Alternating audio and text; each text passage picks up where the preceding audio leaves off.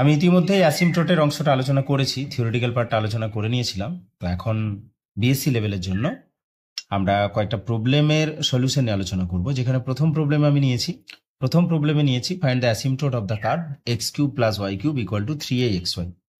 এই কার্ভটার একটা বিশেষ নাম আছে, এটাকে আমরা বলি ভলিউম অফ ডেকার্টিজ। তো কিভাবে পুরোটা তোমরা প্রেজেন্ট করবে আমি সেইভাবে এটাকে করে দেখানোর চেষ্টা করছি। তো তিন ধরনের মেথড আমাদের আছে। তোমরা জানো যে কার্টেসিয়ান ফাংশনের ক্ষেত্রে যদি আমাদের মেথড অফ ইন্সপেকশন না হয় তাহলে বাকি থাকে আমাদের দুখানা মেথড। তো আমি লিমিট মেথডটা ইউজ না করে আমরা অবলিক অ্যাসিমটোট বের করার ক্ষেত্রে y equal to mx plus c ধরে যে মেথডোলজি রয়েছে সেটা দিয়েই করব। তো প্রথমত আমরা যেভাবে অ্যান্সারটা রিপ্রেজেন্ট করব, দ্য গিভেন কার্ভিজ বা the equation of the given curve is কি না x cube plus y cube equal to 3axy। এটাকে আমরা নাম্বারিং করলাম। এবার এখানে আমাদের যে কার্ভের হাইয়েস্ট ডিগ্রি হচ্ছে 3, তো আমরা সেটাও লিখে নেব। The degree of the curve is 3, এবং তার কোফিসিয়েন্ট অর্থাৎ এক্স কিউবের কোফিসিয়েন্ট 1, ওয়াই কিউবের কোফিসিয়েন্ট 1 অর্থাৎ কনস্ট্যান্ট। তাহলে এক্ষেত্রে কোনো প্যারালাল অ্যাসিমটোট থাকবে না। সেটা আমরা কিভাবে লিখব, যে since the coefficient of the highest degree of x and y are constant, তো দুজনেরই constant, so there is no parallel asymptote,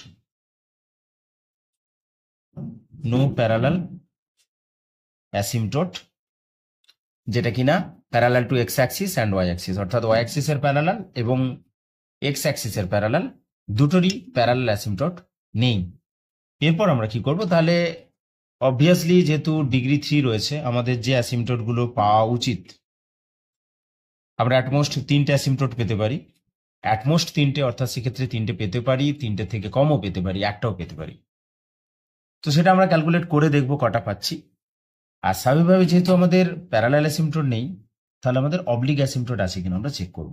সেজন্য ধরে নিচ্ছি যে let y equal to mx plus c be the oblique অ্যাসিমটোট।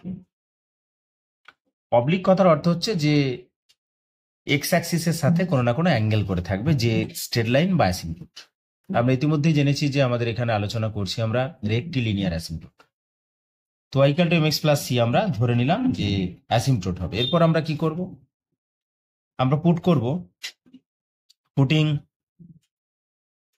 x এর প্লেসে 1 and y এর প্লেসে আমরা m পুট করব। তারপর কি করব, হাইয়েস্ট ডিগ্রি থেকে লোয়েস্ট ডিগ্রি পর্যন্ত পৌঁছবো। অর্থাৎ এখানে 3 ডিগ্রি আছে, তাহলে 3 ডিগ্রি, 2 ডিগ্রি এবং 1 ডিগ্রি যে ফাংশন বা টার্মগুলো থাকবে, সেখানে আমরা x এর প্লেসে 1 এবং y এর প্লেসে আমরা m বসিয়ে যাব। তাই লিখে নিলাম putting x equal to 1 and y equal to m in the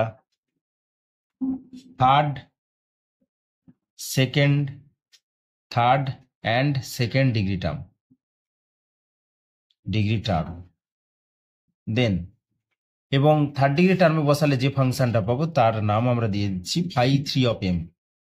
তাহলে থার্ড ডিগ্রি এখানে কে কে আছে, এক্স কিউব এবং ওয়াই কিউব, এটা কিন্তু সেকেন্ড ডিগ্রি আছে। তাহলে এক্স এর প্লেসে 1, ওয়াই এর প্লেসে m, তাহলে 1 প্লাস m কিউব। আচ্ছা, 5 টু m হচ্ছে সেকেন্ড ডিগ্রি টার্ম, এখানে কেবলমাত্র 3axy, তাহলে ওখানে x এর জায়গায় 1, y এর জায়গায় m বসাবো, তাহলে 3a1 ইন্টু m। আচ্ছা, ও পাশ থেকে আমরা রাইট সাইড থেকে লেফট সাইডে নিয়ে এলে এটা মাইনাস হবে, ওকে, কারণ পুরো ফাংশনটাকে আমরা লেফট সাইডে রাখবো। তাহলে এটা হলো মাইনাস, যদি এখানে কোনো এফেক্ট করবে না। এবার আমরা যে y equal to mx plus c oblique অ্যাসিমটোট ধরে নিয়েছি, এই m বা গ্রেডিয়েন্টটা আমরা কিভাবে পাবো না, হাইয়েস্ট ডিগ্রি টার্মটাকে যদি আমরা 0 করে দিই, তাই আমরা লিখবো now the slope of the asymptotes are given by phi 3 of m equal to 0, তাহলে 1 plus m cube equal to 0, m cube equal to -1 or m equal to -1।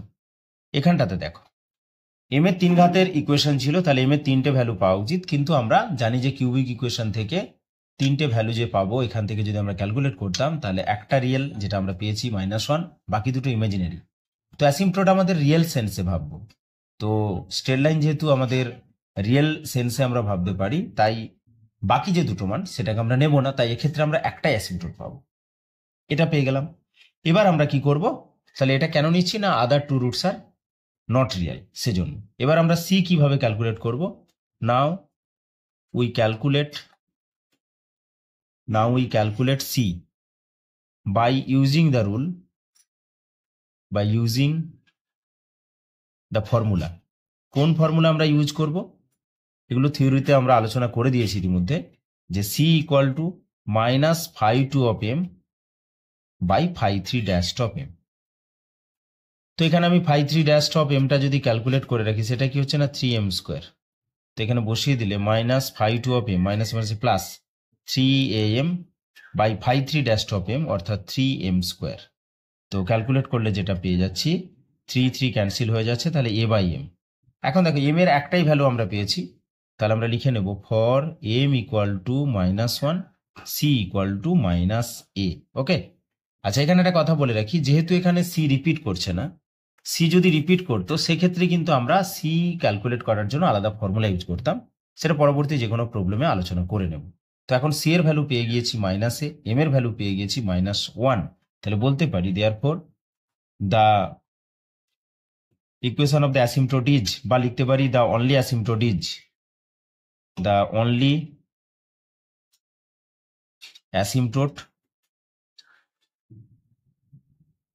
asymptote is given by কি হবে না y equal to mx plus c। তো y equal to m বলতে -1 into x, c বলতে -a, অর্থাৎ আমরা এটাকে যদি সবগুলোকে লেফট সাইডে নিয়ে চলে আসি তাহলে কি হবে না x plus y plus a equal to 0। তাহলে এটাই হয়ে যাচ্ছে আমাদের oblique অ্যাসিম্পটোট।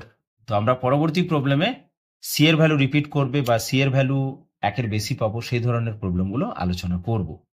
Okay, thanks for watching.